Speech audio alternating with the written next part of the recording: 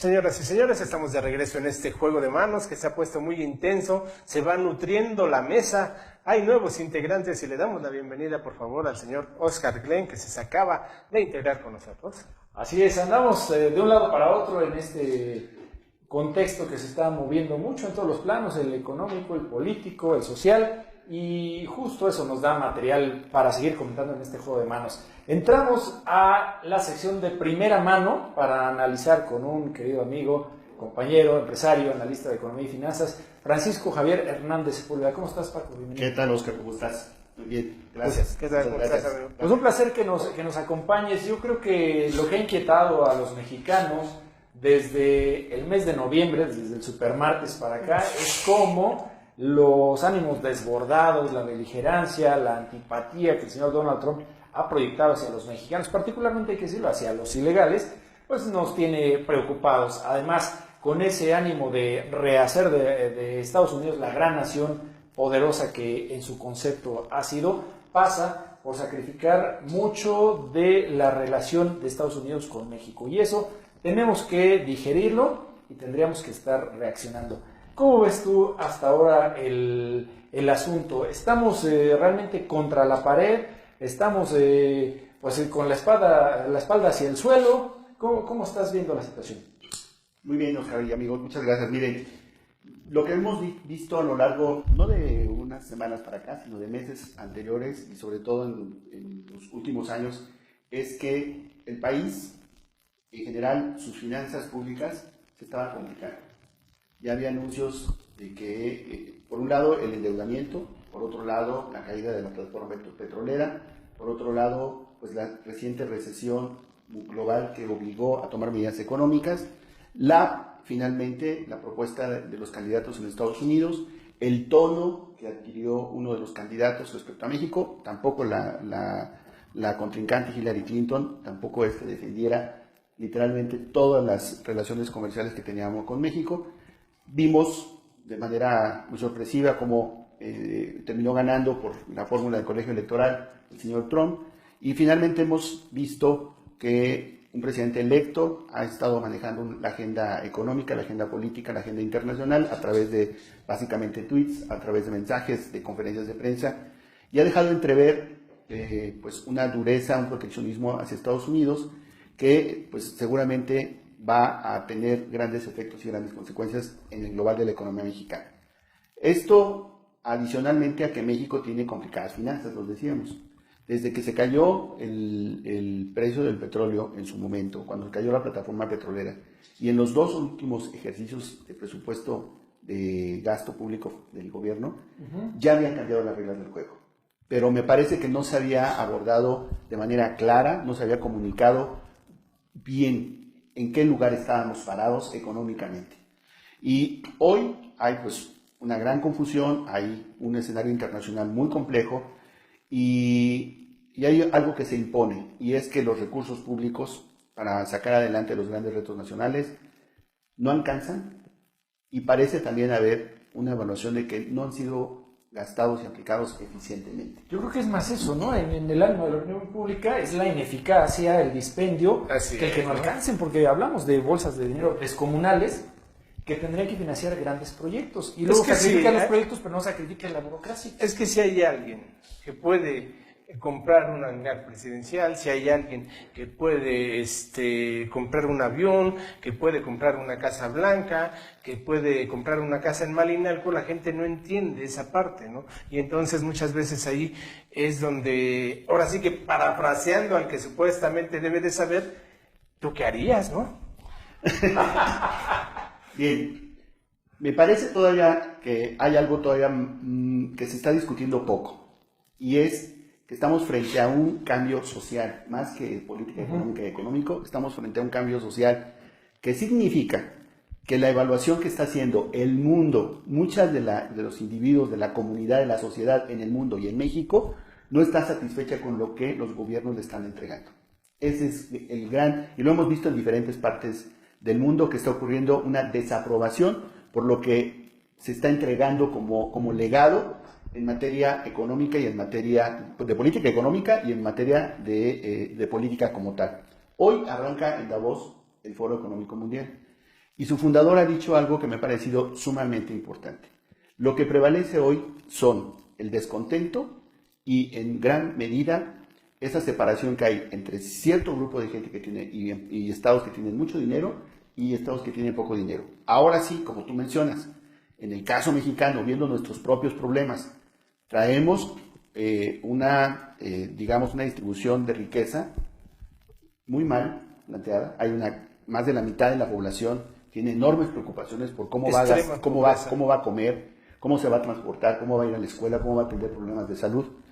Y frente a lo que tú mencionabas, frente a propuestas de gastos que parecen o que son en muchos casos innecesarios o que son superfluos, pues evidentemente lo que se ha venido acumulando es un enojo, una molestia que desaprueba no solamente lo económico, sino desaprueba lo político, ¿no? Y lo que se plantea hoy, que es lo relevante, es que el modelo capitalista y el modelo de democracia, como lo hemos venido practicando en México, no está dejando satisfechos. Entonces, hoy de lo que se habla es de que se replantee el modelo económico, por ejemplo, ¿no? Hay algo que muchos analistas y muchos comentaristas han estado todos los días hablando sobre el tema económico de Donald Trump, pero yo he visto poco, por ejemplo, específicamente esto. El secretario de Hacienda ha dicho, ya no podemos dar marcha atrás al gasolinazo, porque significaría quitar de programas esenciales y desproteger a un grupo de población. Bueno, ¿y qué va a pasar si la economía y el crecimiento económico no nos permite mantener el presupuesto? Y sea necesario volver a recortar, ahora sí, otra vez la disyuntiva, ¿recortamos programas o recortamos gastos superfluos? ¿Recortamos beneficios o recortamos excesos? Pero eso es una falsa disyuntiva, ¿no? Es claro, si tienes gastos superfluos, si estás dispendiando, si tienes bonos, si tienes vales, si tienes telefonía, si tienes todas las prestaciones de jeque, pues por ahí la prudencia, el decoro. Tendría que empezar por ahí. La congruencia, ¿no? La congruencia. Bueno, me pedí mucho. Me fui a la prudencia. Por supuesto, pero ya habría que pensar que el escenario que se está planteando por la OCDE, por el Fondo Monetario Internacional, los analistas internacionales dicen que México va a tener un periodo de poca inversión, de poco crecimiento. Poco crecimiento significa menos recaudación fiscal. Y menos recaudación fiscal significa que el presupuesto eventualmente pueda intentar otro recorte. ¿Y ahora qué se va a recortar? Los ejemplos que han querido dar ahora de austeridad están bien, pero no van a ser suficientes. Habrá que ya empezar a hablar también ya desde ahorita y no esperar la reacción como se esperó ahora, después de qué está en la mesa, qué partes están en la mesa. Está en la mesa, por ejemplo, la reducción del número de diputados, está en la mesa el número de senadores, está en la mesa una disminución importante en prerrogativas, pero también qué más está en la mesa, porque no va a ser suficiente. O sea, ¿y tú veías o coincidías en alguna medida con el tema del gasolinazo? ¿Tendría cierto sentido si hubiera una contraparte que dijera, a ver, de cada 100 pesos recaudados por el impuesto a los combustibles va a tener este destino específico? ¿Se valía? ¿Era realmente el último remedio? Económicamente se puede justificar, es cierto, por el tipo de impuesto que representaba, pero política económica, o sea, por política económica, para nuestro país no era el último recurso, ni era el momento, ni tampoco estuvo bien comunicado. O sea, económicamente sí nos podemos comparar y decir cuántos países subsidian o deciden tener gasto público para subsidiar el consumo de los combustibles.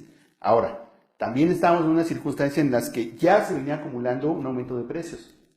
O sea, el año, por el tipo de cambio y por otros efectos económicos, ya había habido incrementos de precios. Lo sueltas, el gasolinazo, y activas completamente lo que ahorita tampoco se ha reconocido abiertamente, y que es que estos aumentos ya se trasladaron a los componentes de precio.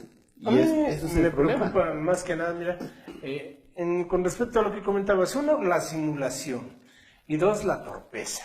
La simulación, ¿por qué? Porque hablamos de que ahora tenemos que recortar algo, que digo, a todas luces, cuando haces el comparativo, pues, la lógica te indica que se deben de acabar los privilegios. Pero de repente, si quieres mañana, podemos ir a recorrer en la mañana Toyocan y verás lleno de camionetas, todos los restaurantes o los desayunaderos más comunes, llenos de funcionarios públicos. Y si pasas en la tarde, van a estar todavía más llenos e inclusive ya no nada más va a ser comida, va a haber incluso bebidas.